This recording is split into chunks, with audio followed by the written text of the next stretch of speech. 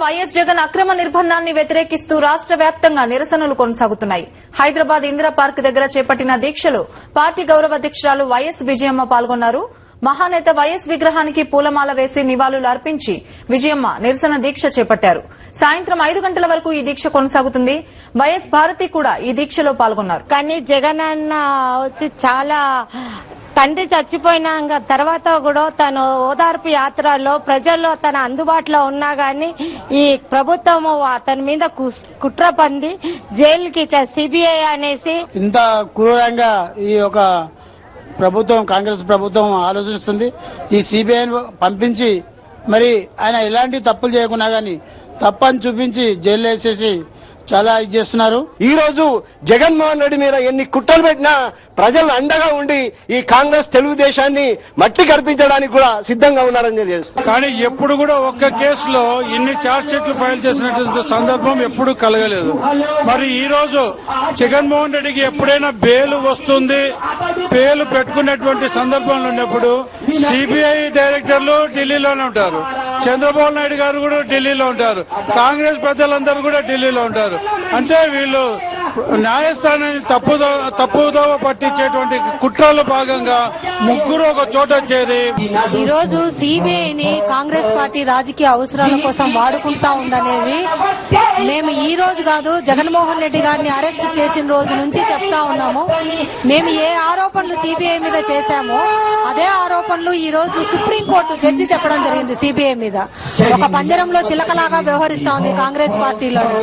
అదేవిధంగా న్యాయ శాఖ సంబంధించినటువంటి మంత్రి కూడా సిబిఐ డైరెక్టర్లను పిలిపించుకొని కోల్ విషయంలో దాంట్లో వాళ్ళకు అనుకూలంగా రిపోర్ట్ కూడా మార్చుకోవడం జరిగిందని చెప్పి సిబిఐ డైరెక్టర్ సాక్షాత్తు సుప్రీంకోర్టులో చెప్పడం జరిగింది. అక్రమ అరెస్టుకు ఇప్పటిదాకా 7 ఏడాది కాలం పూర్తయింది. అందుకే పెద్ద ఎత్తున ఆందోళన కార్యక్రమాలు నిర్వహించాలని వైఎస్ఆర్ కాంగ్రెస్ నిర్వహించింది. అందుకే ఇవాళ అనంతపురం కలెక్టరేట్ వద్ద జనదీక్ష పేరుతో వేలాది మంది సమక్షంలో వైఎస్ఆర్ కాంగ్రెస్ పార్టీ నేతలు కార్యకర్తలు పెద్ద ఎత్తున ఉన్న దృశ్యాలను కూడా మనం చూస్తూ ఉన్నాం. ప్రజలు పూర్తిగా జగన్మోహన్ రెడ్డి గారి అరెస్టును అక్రమంగా భావిస్తున్నారు తప్ప ఇంత పెద్ద ఎత్తున జన సమీకరణ జరిగింది ఇక్కడ.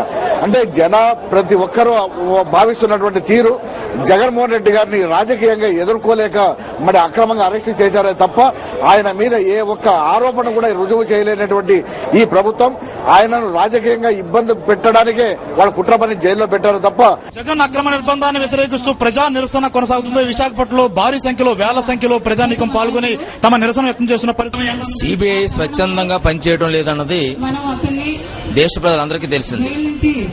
ఇటీవల సుప్రీంకోర్టులో కూడా వారు కూడా ఇది పంజరంలో చిలక అలాగని చెప్పడం జరిగింది. పంజరంలో చిలక అంటే ఆ చిలకకు ఏ మాటలైతే నేర్పుతామో అవే మాటలు ఆ చిలక వల్లిస్తుంది. కాబట్టి కాంగ్రెస్ ప్రభుత్వంలో ఉన్నటువంటి పెద్దలు ఏమి చెప్తే అది సిబిఐ చేస్తోంది అని చాలా స్పష్టంగా సుప్రీంకోర్టే మొన్న మే నెలలోనే కామెంట్స్ చేయడం అనేటువంటి జరిగింది. దీన్ని బట్టి చాలా స్పష్టంగా తెలుస్తుంది ఇది ఎన్నికలు జరిగే వరకు కూడా జగన్మోహన్ రెడ్డిని బయటకు తీసుకురాకుండా కేంద్ర ప్రభుత్వం కాంగ్రెస్ ప్రభుత్వం కుట్ర పన్నుతున్నది. సిబిఐ మీద ఒత్తిడి తీసుకొస్తోంది.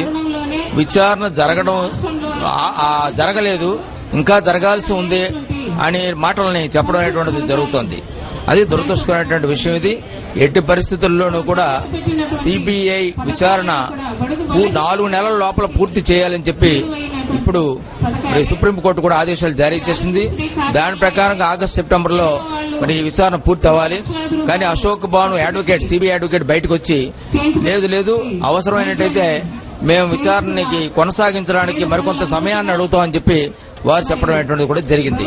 ఇది అంటే వీళ్ల కుట్ర ఇప్పటికీ చాలా స్పష్టంగా అర్థమవుతోంది. ఎట్టి పరిస్థితుల్లోనూ కూడా జగన్ విడుదల చేయకూడదు అనేటువంటిది కేంద్ర ప్రభుత్వం తాలూకు వైఖరి, కాంగ్రెస్ పార్టీ తాలూకు వైఖరి. దానికోసమే వీళ్ళు సిబిఐ మీద ఒత్తిడి తీసుకొచ్చి విచారణని పూర్తి కాకుండా కొనసాగించడం జరుగుతుంది. దీనికి నిరసనగా